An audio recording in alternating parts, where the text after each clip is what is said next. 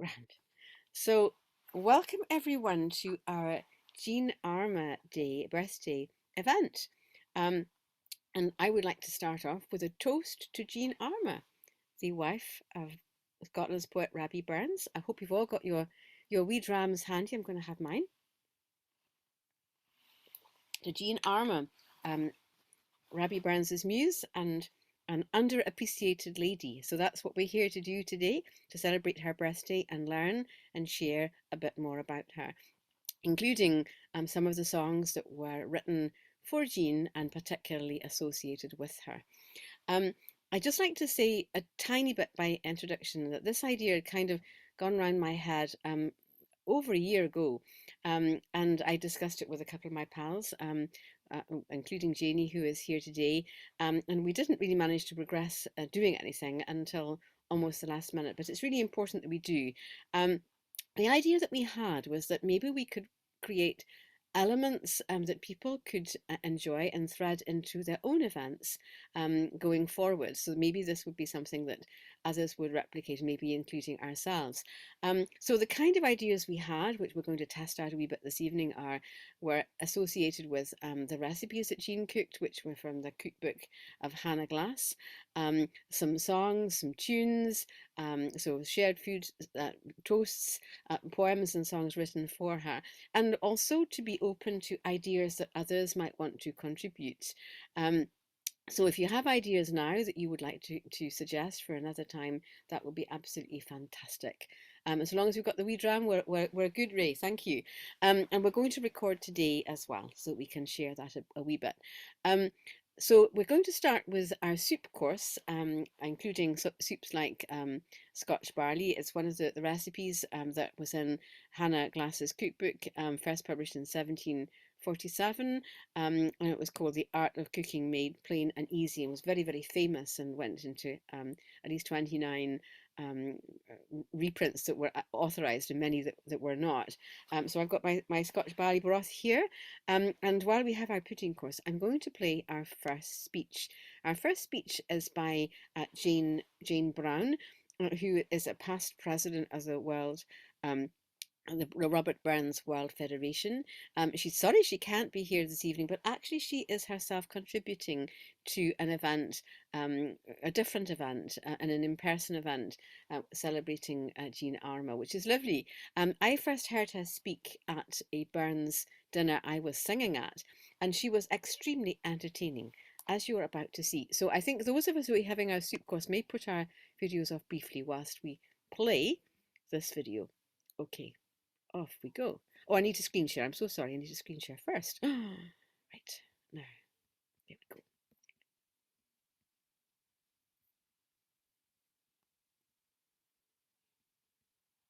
Yeah. That hasn't worked. Yeah. Good evening. My name is Jane Brown, a past president of the Robert Burns World Federation. I'm delighted to talk about Jean Armour on her birthday. She was a lady born on the 25th of February 1765, the second eldest of 11 children to Jean Armour and James Armour, and his wife Mary Smith. Jean was to prove to be a woman of exceptional fortitude. Not only was she to bear Robert 9 children, she was to take into her care one of Burns' illegitimate children in the form of Elizabeth, a daughter of Anna Park, a serving girl from the Globe Inn in Dumfries. A truly remarkable lady. And she did say at one point, perhaps Rab should have had 2 wives. But anyway, what I'd like to do for you tonight is to do a couple of extracts from maybe Jean's life with Burns and what she might have been like living with Burns. And we'll take on the act of me being Jean and let you think what she might have said. And it's only a few extracts. We're only going to do a small part because there's so many other good artists going to be going ahead with things. So here we are. I am now, I wish, Jean Armour. Okay. The nights. Oh no, that's not it. What will we start with? Let me think. Sorry. It was in the summer of 85. I remember clear as day. Was then I saw a handsome farmer lad, oh, he stole my heart away. And just as he later said, this world has many turns. My heart most certainly did the day I met Robert Burns. In fact, when I met him, he had a few lassies crying. Yon Lizzie Peyton down the road had a wee lassie by him. None of this it bothered me, even to see him stutter. The handsome lad, when he looked at me, oh, my legs, they turned to butter. But sure is there a God in heaven who looks down from above. Rob and I are hormones raging. We're madly in love. And though it be in the byre, or the barley, or the sheep, or the cattle shed, he attested we were married, and we made our wedding bed. Och, I used to love a winter's night, and we gathered round the fire a while, and Rab would tell his travelling tales from Inverary to Carlisle, of meeting with landed gentry, with powdered wigs and all their worth, but most of them thick as pig manure, inherited at birth. But best of all, when all songs were his choice, and that's one thing I miss, his lovely tuneful voice. His songs were wide and varied, and we'd sit there full of rapture. Through each and every one, a different scene he would capture. Of Bruce at Bannockburn, when he sang a Scots Wha Hey, and he sang at Killiecrankie O, and he sang at Duncan Gray. Though these songs may be rousing, there are some which he ne'er surpasses, when he used to sing to us of the love of the lassies. There's too many to remember, and to me each one is dear. Some remind me of the happy times, when some can bring a wee tear. But the one for me which is special, its words, its prose, its tune is, oh, my love is like a red, red rose that's newly sprung in June. Oh, my love is like a melody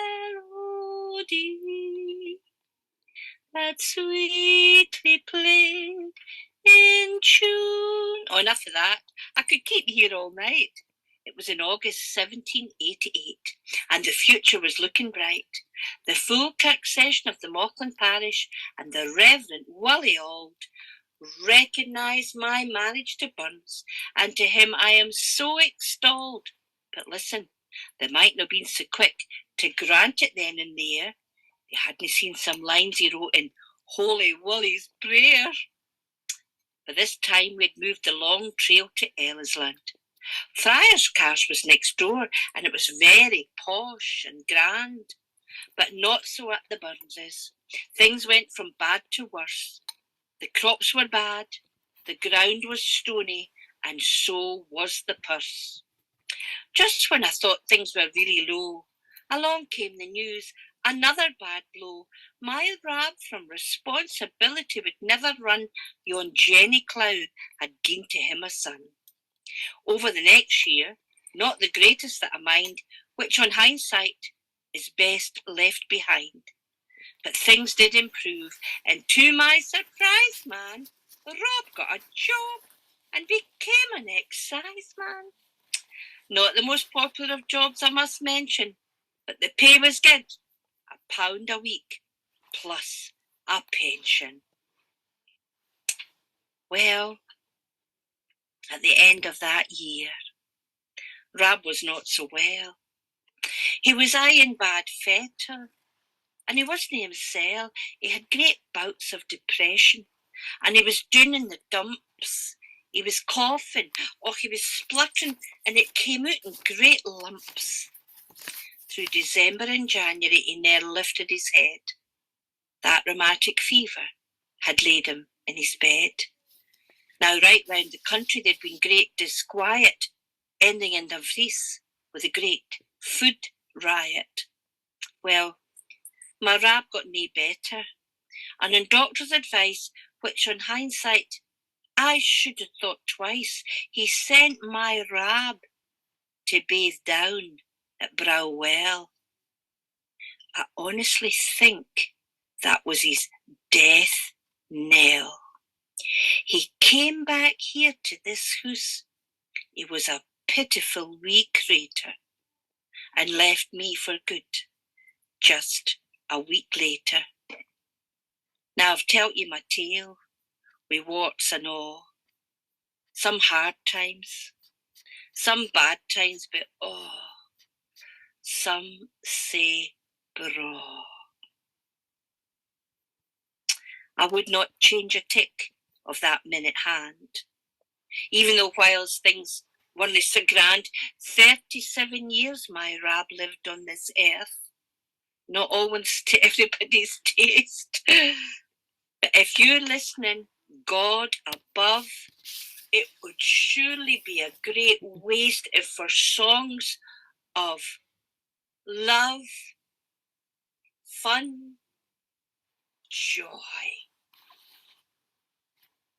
you'd be far worse by far than have to my Rab at your table. Perhaps that might have been what Jean said. We'd like to think so. We'd like to think she did have a good life with him. And although there was many love affairs documented in his short life, I do believe that the love of his life was indeed the lady we are here to honour this evening. In my humble opinion, you only have to look at what I believe to be one of the greatest songs of all time, O Were I on Parnassus Hill, written in honour of Jean before she joined Robert at Ellisland as his wife. It is full of love and sentiment. This, I am convinced, was written by a man truly in love. What a wonderful sentiment, as I will now say in a short extract. By night, by day, a field at hame. The thoughts of thee my breast inflame, and I muse and sing thy name. I only live to love thee.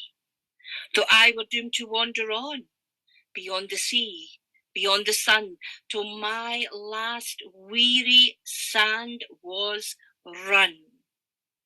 Till then, and then, I'd love thee. Wow. I rest my case. Thank you. Thank you.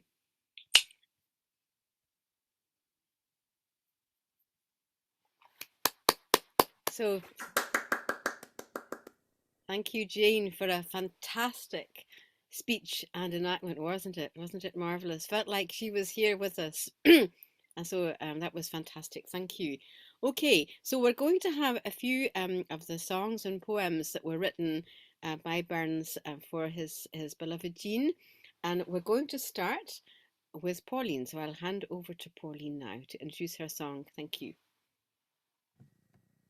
Okay, yeah, I really enjoyed. What a lovely speech and poem.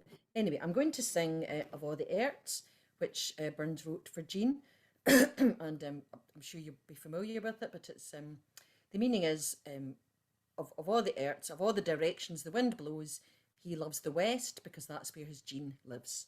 So I'll just sing it for you. And again, yeah, there's no doubt the love contained in this song. So here we go.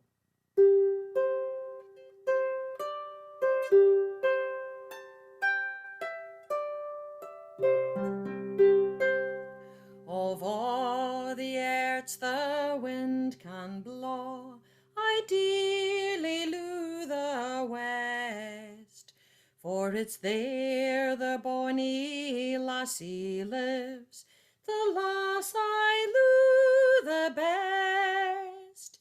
There wild woods grow and rivers roll, and mony a hill between. By day and night my fancy's flight is ever with my Jean. I see her in the dewy flowers, I see her sweet and fair, I hear her in the the tuneful birds. I hear her charm the air. There's not a bonny flower that springs by fountain, shaw, or green. There's not a bonny bird that sings but minds me o' my Jean.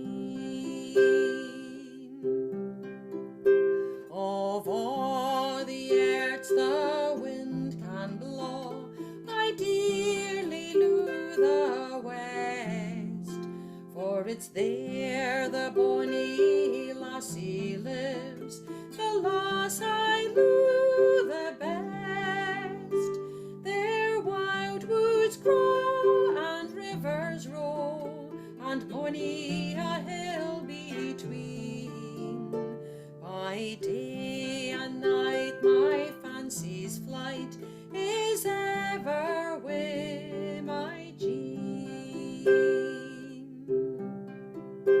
I see her in the dewy flowers, I see her sweet and fair, I hear her in the tuneful birds, I hear her charm the air. There's not a bonny flower that springs by fountain, shaw, or green. There's not a bonny bird that sings but minds me o' my Jean. There's not a bonny flower that springs by fountain, shaw, or green. There's not a bonny bird that sings that minds me o' my Jean.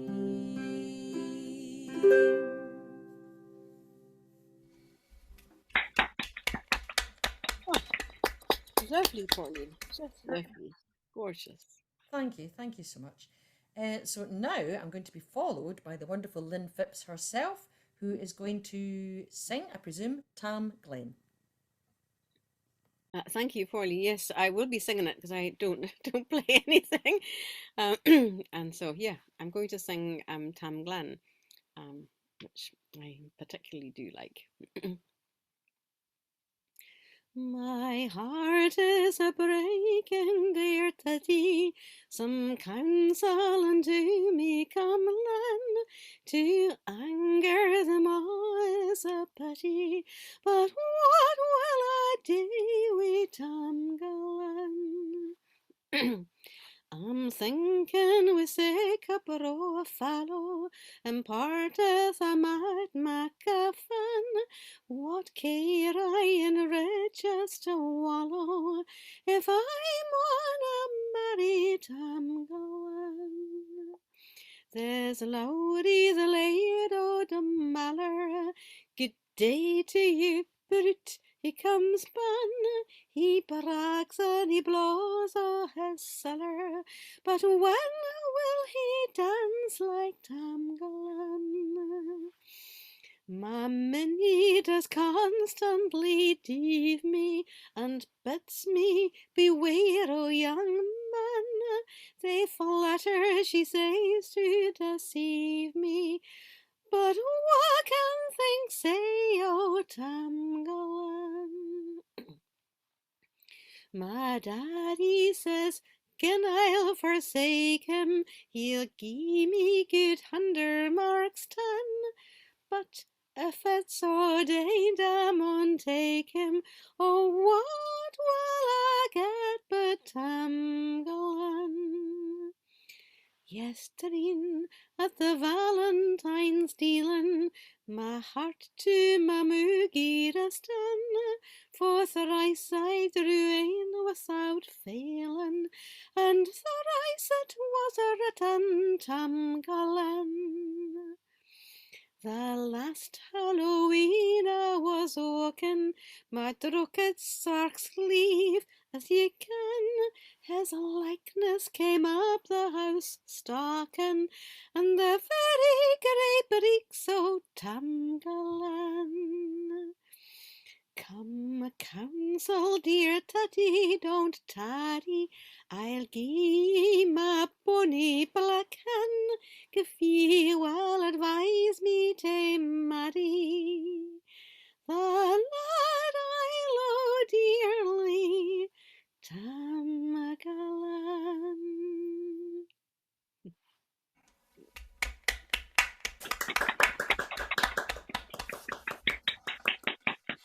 Beautiful, Lynn. Beautiful. It's a song I don't know actually. That's a beautiful song. I'm going to have to make myself familiar with that. That was lovely. Thank you for singing that. And now we move on to the wonderful Ray Nicol, who is going to sing, I think, Wonderful. Red Rose and song composed in August. So I'll pass over to you, Ray. Try that. Thanks, Pauline. I'm not so sure about wonderful, but I'll give it a go. And thanks for the invite, Lynn.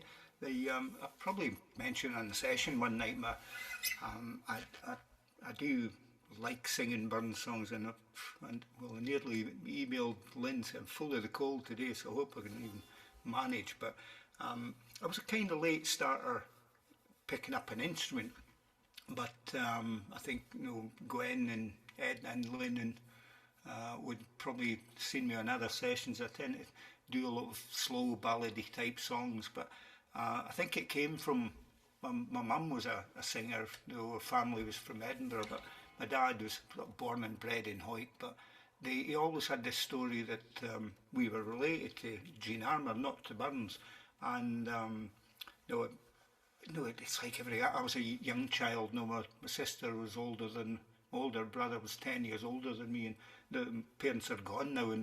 But when my brother passed, I did start looking into the family tree a bit, and I'd still want to look into it a bit more and find the whole history. But the picture there is Burns with Jean Armour, and the child in the picture is William Burns Nicol, or William Nicol Burns, and I think the Nicol came from Jean Armour's side of the family, so no relation to Burns and no genetic, certainly no talent being passed my way from Robbie Burns. Not a songwriter, but I do like to try a song now and then. So when Lynn sent me a message, I thought I was a bit embarrassed being the only man here, but we'll give this song a little try anyway.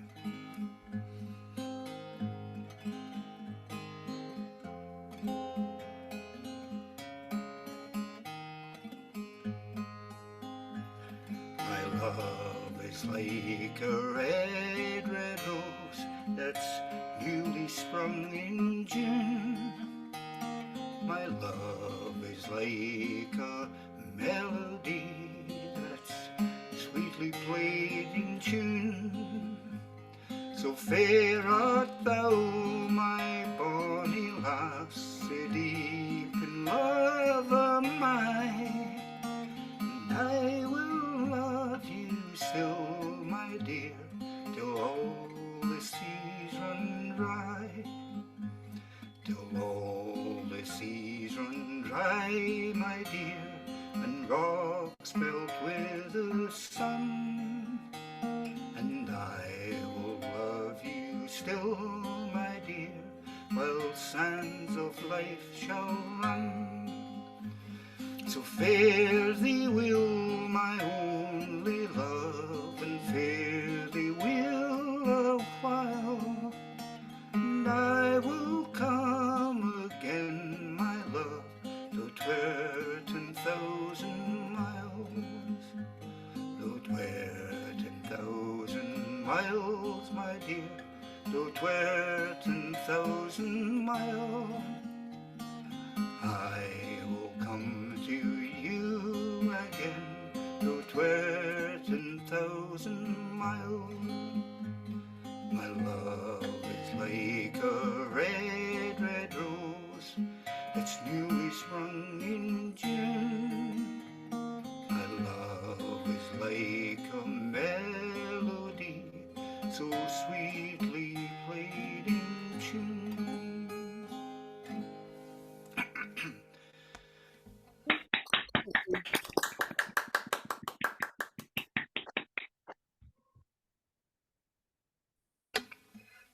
taking Lynn's advice, see if it helps. Just for those of you who don't know me, I live in Huyken, Scottish borders, and my dad was on the committee and president of the local Burns Club for about 30 years. It's really just a working men's club now, but in the early days it was a Burns Appreciation Society, so that's how the club started. And they still have the Burns Suppers. It's quite a big event, probably one of the biggest events in the town really for that kind of thing in the area. But I like this song. Dick Gohan kind of made this one his own, and I've heard quite a lot of versions. Lady from Newcastle, Victoria Beringer, she sings a lovely a cappella version as well. And I kind of do a simple version, if I can remember it.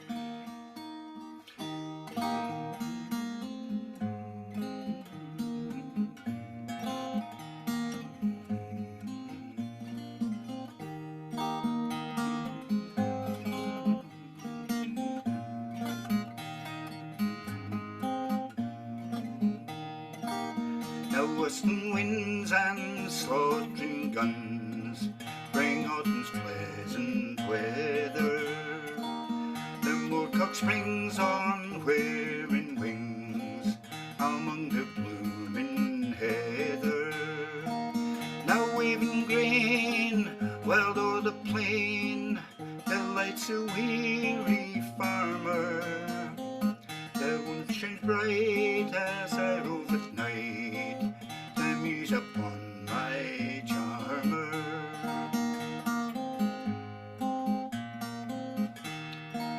The partridge loves the fruitful fells, the plover loves the mountain, the woodcock haunts the lonely dells, the soaring hern the fountain. Through lofty groves the cushat roves, the path of man to shun it. The hazel bush o'erhangs the thrush, the spreading thorn the linnet. Thus every time their pleasure find, the savage and the tender. The social joy and leagues combine, some solitary wander.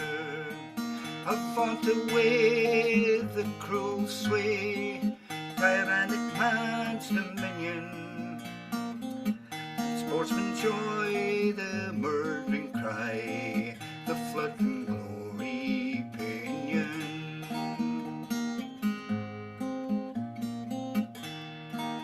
But Peggy dear, the evening's clear, thick flies a skimming swallow. The sky is blue, the sails and crew, all fading green and yellow.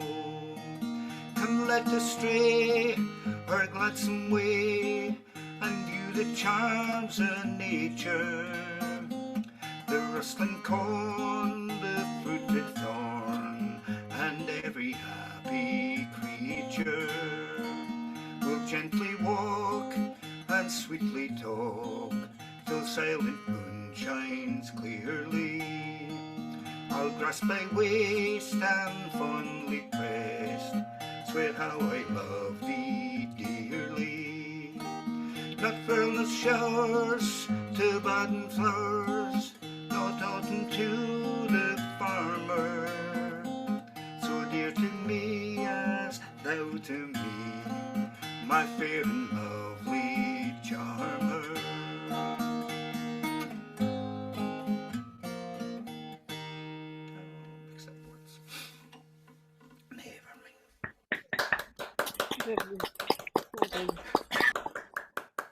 Thank you, Ray. That was lovely, really lovely. No sign of a cold at all. Absolutely none. No, not at all. I really enjoyed those two beautiful songs and well sung, so thank you for that. Wonderful. And now we're going to have Anna McRae, who's going to sing Whistle and I'll Come to You, My Lad. Oh, thanks, Pauline. This song is just, I love it. It's great. It shows that sort of vivacious, cheeky side of Jean. And it also explains the difficulties that she had with the father and the mother and the whole lot going mad. Oh, whistle and I'll come to ye, my lad. Oh, whistle and I'll come to ye, my lad. Though father and mother and all should get mad. Oh, whistle and I'll come to ye, my lad. But warily tent when ye come to court me, and come none less that yet be a G. Sign up the back style and let nobody see, and come as ye were not coming to me, and come as ye were not coming to me. Oh, whistle and I'll come to ye, my lad. Oh, whistle and I'll come to ye, my lad. Though father and mother and all should get mad. Oh, whistle and I'll come to ye, my lad. At Castor at market when ye meet me, gan by me as though ye cared me awfully. But gie me a blink o' your bonny blackie, but look as ye were not looking to me, but look as ye were not looking to me. Oh, whistle and I'll come to ye, my lad. Oh, whistle and I'll come to ye, my lad. Though father and mother and all should get mad. Oh, whistle and I'll come to ye, my lad. I vow and protest that ye care not for me, and while ye may lightly my duty away, but court ye neither, though joking ye be, for fear that ye wile your fancy frae me, for fear that ye wile your fancy frae me. Oh, whistle and I'll come to ye, my lad. Oh, whistle and I'll come to ye, my lad. Though father and mother and all should get mad. Oh, whistle and I'll come to ye, my lad. Oh, whistle and I'll come to ye, my lad. Oh, whistle and I'll come to ye, my lad. Though father and mother and all should get mad. Your Jeanie will venture with ye, my lad.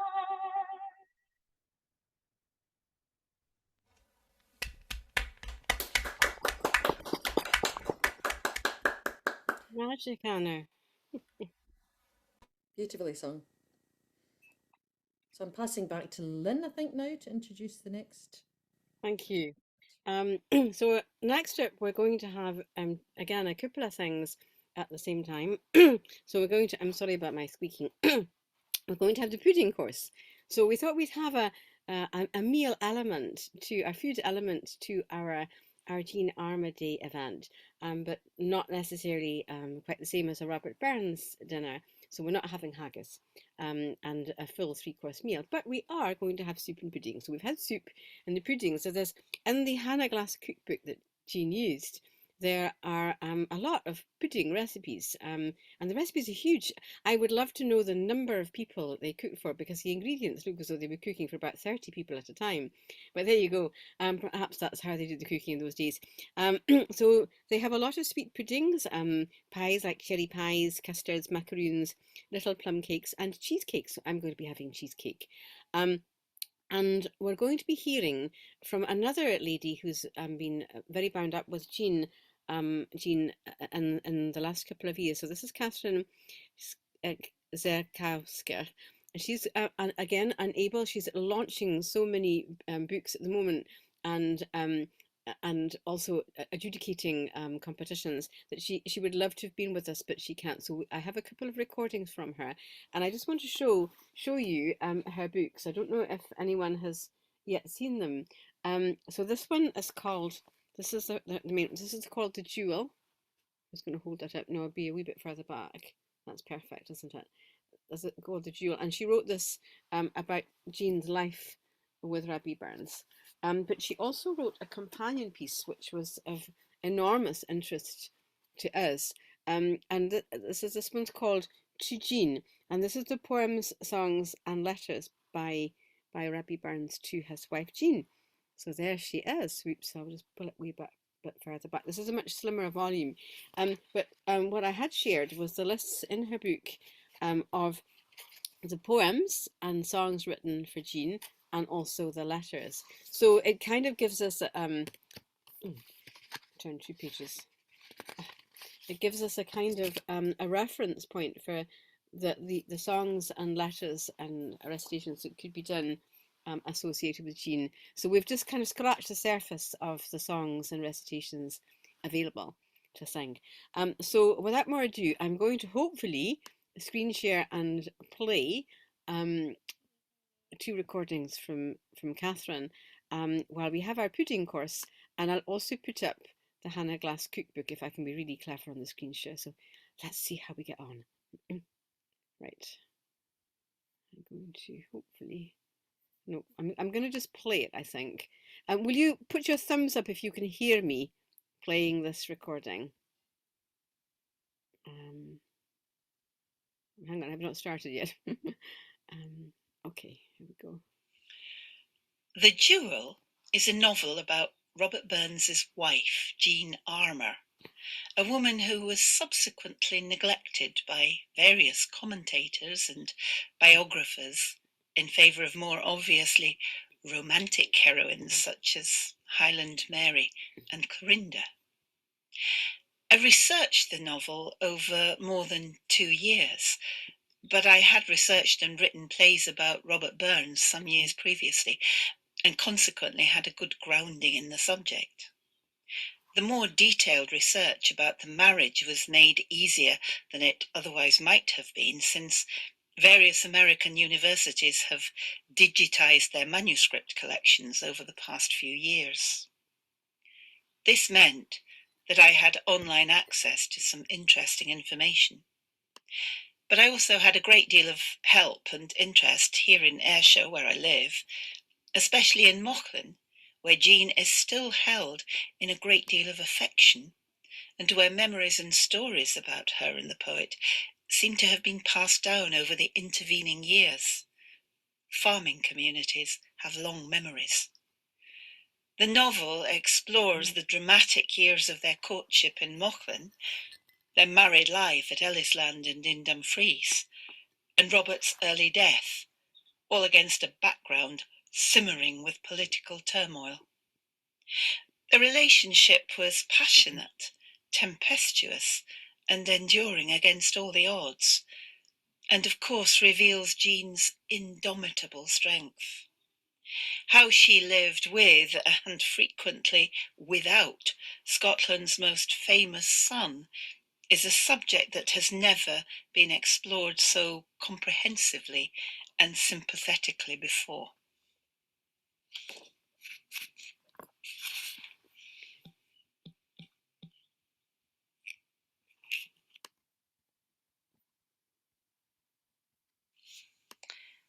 From the Jewel. Jean set off across the fields in the summer gloaming, slipping carefully out of the village that was quiet at this time of the evening. Several times she almost turned around and went home, but the thought of how upset he would be deterred her. She had agreed to meet him by an ancient thorn and gnarled fairy tree that he had described, standing at the furthest point of the dry stone wall surrounding the old house called Nether Place. The estate, owned by William Campbell and his proud wife Lilias, was a large one, and the woods were beautiful in summer. The turnpike road passed the front of the house with its massive old yew tree, but Jean slipped round the back, well away from the house, and through the woods on the outer fringes of the park. This was a sheltered place, with light still slanting between the leaves, and the branches alive with birdsong. He was waiting for her there. She saw him before he saw her. He was standing with his back to her, leaning sideways against the gnarled thorn. She saw his homespun blue coat and his unmistakable black hair, and her heart gave a lurch of excitement. His head was bent, and she wondered what he was looking at, and then she realised that he was reading. Of course, because he always carried a book in his pocket. In any free moments he would be reading. Her friends despised him a little for that, but she admired it. It was one of the things that made him different, his defiant determination to find out everything he could about all kinds of things. He had once, in one of their conversations in the Whiteford Arms, remarked that ignorance was a curse, but it was more of a curse for the poor than it was for the rich, who could always buy ways to disguise their folly. She couldn't help but agree with him. Even her father, if he could have persuaded himself to talk to Rab, would have agreed with him. She had not thought about it before, but once he said it, it seemed self-evident. Knowledge was a blessing. The more you knew, the more you understood. And although it might be frustrating for a poor man to be a learned man, it was far better than ignorance. Rab, she said. He turned, slipped the book into his pocket, and held out his arms to her. She took his hands, and then he burled her round, just as if they were at the dancing again. But it was nothing like the dancing, because he pulled her close and kissed her full on the lips, as he had never done before. It came as a shock. His coat smelled of peat smoke, but there was oil of cloves on his breath. Not only did he kiss her hard on the lips, but all unexpectedly he thrust his tongue into her mouth.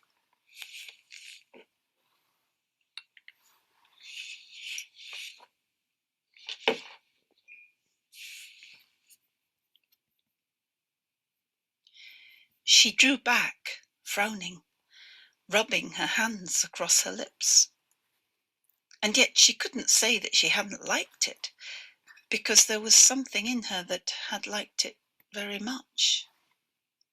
She was embarrassed that she liked it so much. It was all new, all surprising. He hugged her, running his hands up and down her back under her shawl, warm through the cotton of her gown, the light summer stays. But he didn't kiss her again. "Ach, I'm sorry. You're that bonny. You shouldn't be that bonny." The cautious part of her, the sensible Mauchline girl, knew that she was no great beauty. She had a light heart and a light step, a sweet voice and a sweet face, but she was no goddess to be a muse to poets. But then, maybe he was no great poet either. How could she tell? He fair fancied himself, as her father said often enough, but that was only self-love. Would his poems ever stand up to the scrutiny of the outside world? She didn't know.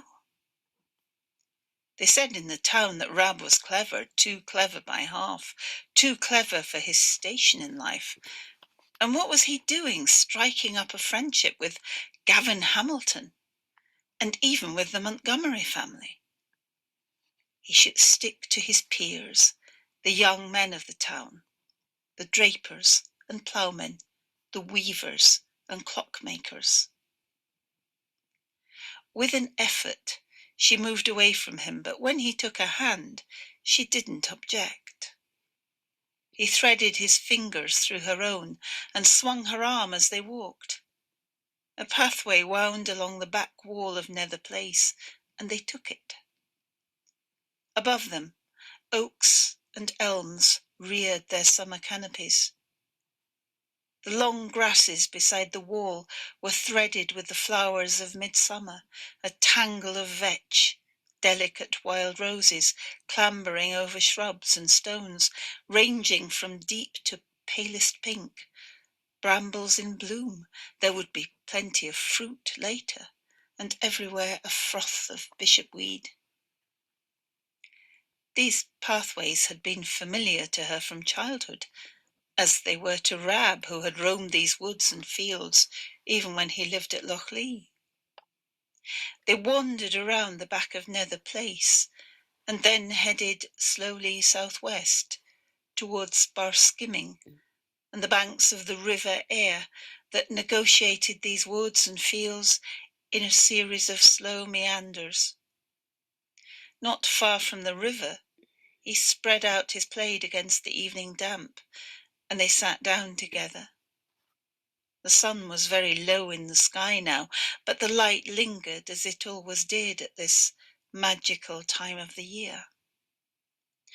There was a breath of wind, a chill on the air that gave him an excuse, if anyone needed, to slide his arm around her. "Are you cold?" No, I'm fine."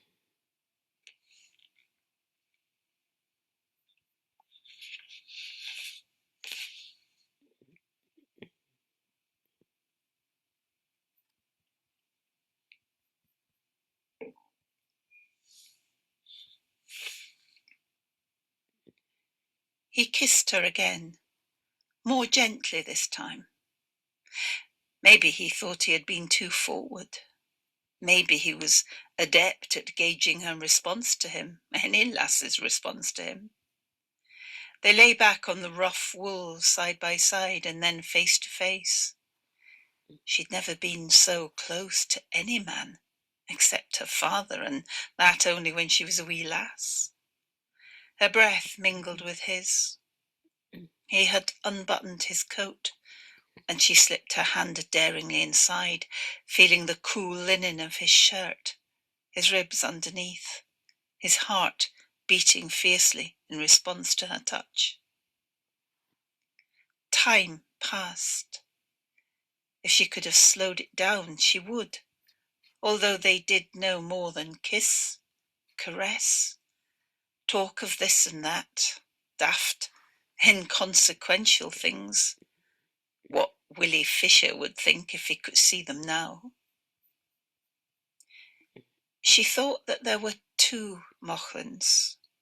One was the Mauchline of the kirk, and Daddy old, and her father, a little dour and dismal, but kindly enough, as long as you obeyed the rules. It was like one of her father's buildings, with each stone carefully fixed in place, a shelter to be sure, but quite possibly a chilly prison too. And then there was the other Mauchline, a place where young folk might wander through the woods and fields, a place of flower-scented days and nights, older, softer, enticing, a place at once perilous and inescapable. He kissed her again, bracing himself above her, saw the alarm in her face, grinned and suddenly got to his feet and pulled her up beside him. We have plenty of time. I'll not ask you to do anything you're not ready for. Do you hear me? Aye, I do. Do you trust me? Aye, I think I do. That's good then. And I'd best get you home.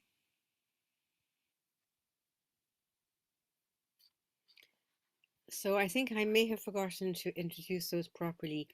So that was Catherine talking about her book and how she had written that, and that was an extract or a few extracts of her reading to what our appetite for her book, which is quite a substantial one. And I've discovered there's another book as well, though it's out of print, which I'm going to try and get hold of about Jean. So there's a few things out there. There's the odd play, which I haven't yet managed to track down, that we might lasso another time. So thank you, Catherine, for being with us for those readings about your amazing books and your research and your contribution again, being with us across the miles, and the chance to look at the recipe book too. So it's all exciting. Okay, we'd like to pass over now. We're coming towards the end of our programme to Trish, who's going to play us a few tunes. I think Miss Admiral Gordon Strathspey and a set of tunes for My Love Is Like a Red, Red Rose. Is that right, Trish? Anything Yeah, you'd like to say to introduce your tunes? yeah. I'm just say first of all, I'm very interested in the tunes that were chosen for Burns songs, and there are quite a few songs that we sing now, and you always assume that that has always been the tune that that song has been sung to, and it's not always the case. You know, quite often they were older tunes, and things have evolved over time. Now, we heard Pauline singing or the Ayrts, which is a lovely, lovely song, and she sang it beautifully. But this is the tune that it came from, and as a Strathspey, it would be quite hard to sing it as a Strathspey, I think. But from William Marshall, who was a contemporary of Burns, and so here we go on this one. So you might recognise it as being the same tune that Pauline sang it to, but in a very, very different tempo.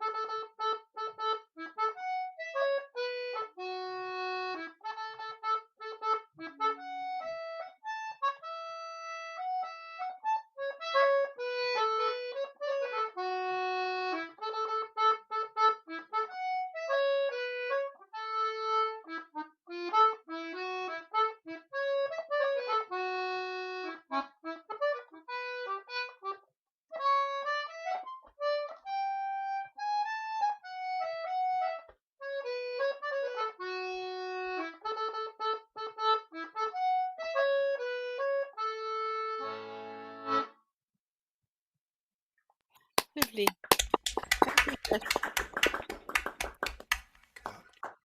One that kind of is sung very differently from how it was originally, and also that the Strathspey is Green Grow Their Ashes Out, but I won't do that just now. The Red Red Rose got three tunes here, finishing up with the one that everybody knows.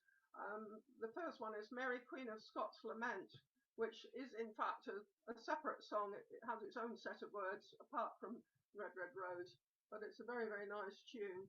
And then the second one is Major Graham of Inchbracky by Neil Gow, and you'll hear people like Jean Redpath and Sheena Wellington that have sung it to this tune. Again, it was originally a Strathspey, but I'm going to play it more as it's sung with all the snaps ironed out again. So here we go.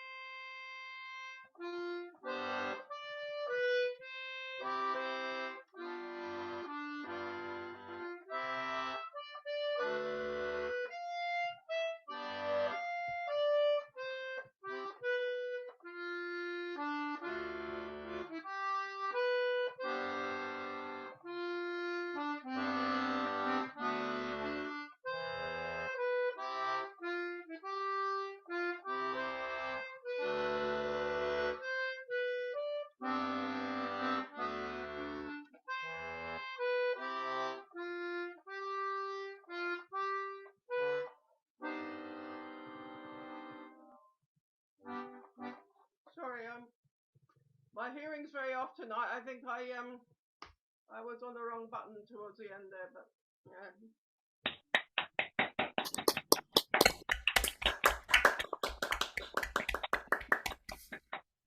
Thank you, Trish. It's lovely to have an instrumental input. It's lovely to have all these different elements that we were thinking of, and it's been great fun. And so I'm going to pass over to Pauline to give us a final toast and thanks. Thank you. Okay, well, what a wonderful evening. That's been really gorgeous. So first of all, huge thanks to Linn for pulling all this together, for having all the ideas. It's really nice. I think it's an idea that could take off. It's lovely to honor Jean. So first of all, thanks to everybody who's been involved. To Jane and to Catherine for recording their contributions. That was wonderful. It really added a lot of information. It's wonderful. Thanks to Linn, Ray, and Anna for their lovely singing, and to Trish for the tunes. It was really interesting to hear the different tunes, because as you see, we tend to associate them with one tune, but it's really nice to hear that they're to hear them to different ones as well. So thanks everybody for your contribution. I think it's been really lovely to honour the wonderful Jean. It's just, given us a bit more of an insight into her and her resilience and her strength and her determination. I think she was quite determined to have Rab in her life, and just I mean, she must have been incredibly strong, bearing all those children and bearing all the tragedies that went for all the poor ones that died. I think only 4 survived beyond childhood, and the understanding of Rab as well, to take in one of his other children and to accept the way he was. I mean, I always think of him as a bit of a kind of rock star type character, and to accept that, but to presumably be happy with the life they had. It's just wonderful, because I think she was some woman, and it's lovely to honour her. She must have had the patience of a saint. I don't think many of us could have put up with Rab, but she obviously did. They obviously seemed destined to be together, and she inspired some of those lovely songs and poems. So wonderful to honour her. So I think we'll honour her with a final toast. So let's toast again the wonderful and resilient and strong and incredible Jean Armour. Thank you. And Pauline, a final thank you to yourself for your support for this and for your own singing and playing and contribution. It's been absolutely lovely. And also I'd like to say a thank you to our pals Janie Maneely, and who has been able to join us this evening, and Lynn Noel, who is on course for Never and hasn't, who have supported the idea and encouraged me and us in doing this. And I really hope that we'll take forward some of these ideas, maybe some additional ones, and maybe do it again. It's been lovely doing this with you, Pauline, and with everyone who's contributed, and it has been great fun. And we've learned a lot, which is lovely. And so absent friends as well as those who are here tonight. Thank you.